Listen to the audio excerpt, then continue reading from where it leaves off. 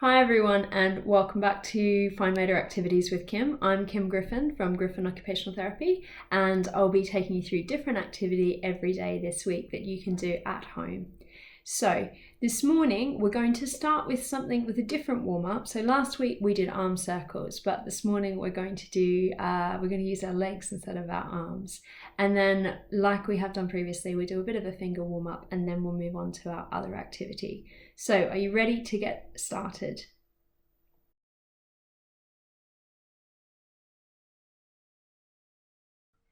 So our challenge for this week, instead of doing the arm circles that we did last week, we're going to be doing some leg circles. So what we're going to do, some of you might not be able to stand on one leg very well. So if that's the case, you can hold onto the wall with your other hand, or if you've got a sturdy table, you can hold onto the table. Just make sure it's something sturdy. I don't want you holding onto something that's a little bit wobbly, as that will make you wobbly as well. So what we're going to do is we're going to start with our right leg, and we're going to lift it up and we're going to see if we can do a circle using our legs. So it's going to come in, out and around like that. Like I said, if you're finding it hard to balance, you can hold onto the wall and you can do your circle that way. Now I want to see if you can change direction and bring it into the middle instead of sending it outwards. Well done. And then we're going to change legs. So we're going to send our leg out. So it's sort of going, let me go face forward as well. So it's going out that way. And then it's going to come in the other way. You know, if you need to put your foot down and get your balance again, that's all right as well. It's a bit tricky sometimes to stand on one leg for a long time. So it's okay if you only do one circle and then stop, and then another circle and then stop. Or if you can do two and then stop. It's up to you. It will depend on how much balance you've got. We're going to keep practicing this through the week, so hopefully you'll find it easier and easier as we go.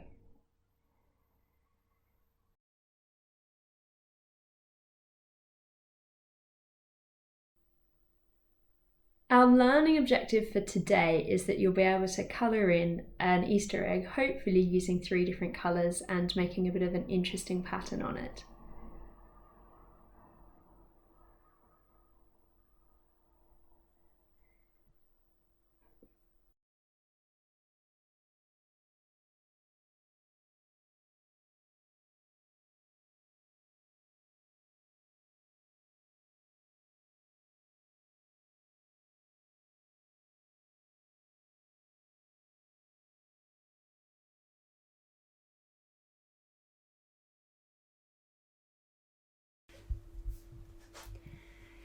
So this week, instead of doing lifting with our fingers, we're going to use our Play-Doh to make some peas. What we're hoping to do is use our Peter pointer, our thumb, to take a bit of Play-Doh and roll it and roll it and roll it and roll it and roll it until it looks like a little pea. Now, that is quite tricky, so some children might need to use 3 fingers, so their ruby ring, their Peter pointer and their Toby.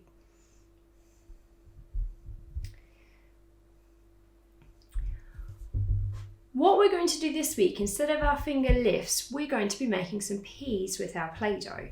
So what we're going to try and do by Friday is use our Peter pointer and our thumb to be able to make a ball with our Play-Doh and roll and roll and roll, and then it looks like a pea. Now, that might be a bit tricky for some children, so you can use your 3 fingers, so your Peter pointer, Toby tool and your thumb, and you can roll and roll and roll and roll and roll and roll and roll with your fingers, the 3 of them, to make a pea. If that's still too tricky and your pea's looking a little bit like a sausage, that's okay. You can practice making sausages today, but hopefully by Friday, instead of going back and forward with your fingers, you'll be able to start making them go around and around and around and around and around to make some peas.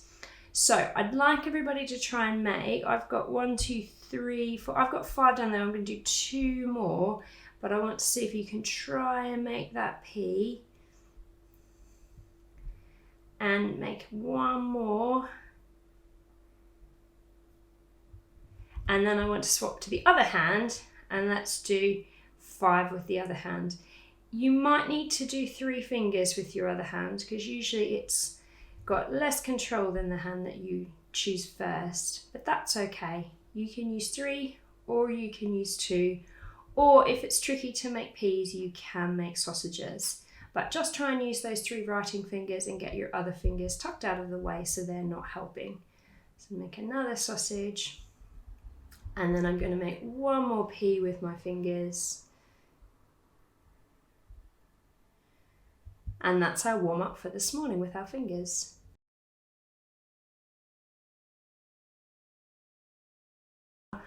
What we're going to do today is think about how we want to decorate our egg, and we're going to draw some shapes on it and we're going to colour it in.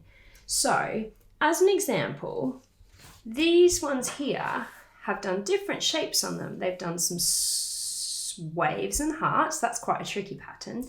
They've done some circles, which we were practicing last week, so you could do different size circles. This one's done a star. And this one here's done some wiggly lines and some circles, and it's made quite a pretty pattern. What we're going to do tomorrow is use our paper that we should have, or mums and dads will be getting a hold of, and we're going to do some more decorating of our eggs. But what I'd like to do today is to take your egg shape, and I want you to think about, don't start just yet because I want you to have a think. You could do some circles on it, some little circles, or you could do some stripes, or you could do a big circle, or you could do some pointy stripes, or maybe you want to do some wiggly stripes. It's up to you, but have a think about the pattern you want to put onto your egg. And then I'd like you to put the pattern onto your egg and we're going to colour it in. Now, when you're choosing your colours, it's a good idea to think about the colour paper you've got as well, because tomorrow we'll be putting those colours onto it as well to make our egg even more decorated. So I'm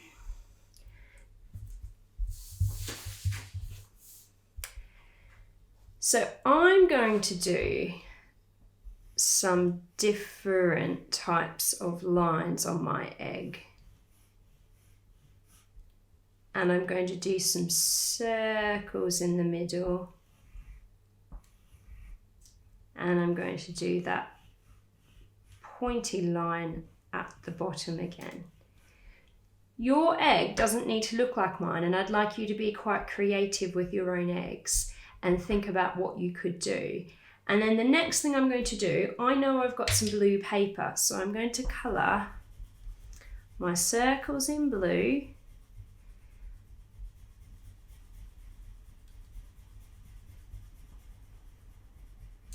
And I also know I've got some yellow paper, so I'm actually going to make my stripes yellow.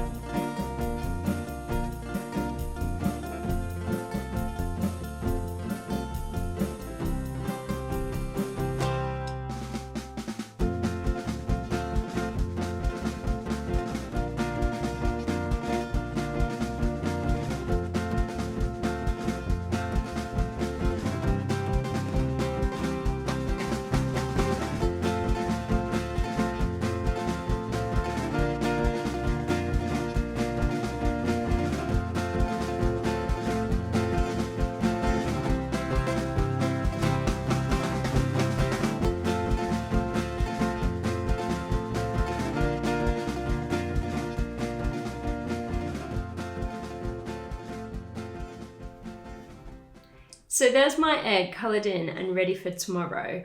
I'm sure you guys are probably not finished yet, but I don't need you guys to watch me colouring in as you colour. So what I want you to do is keep colouring in your egg until it's ready, so that when I come back tomorrow with the next part of the activity, you're ready to go.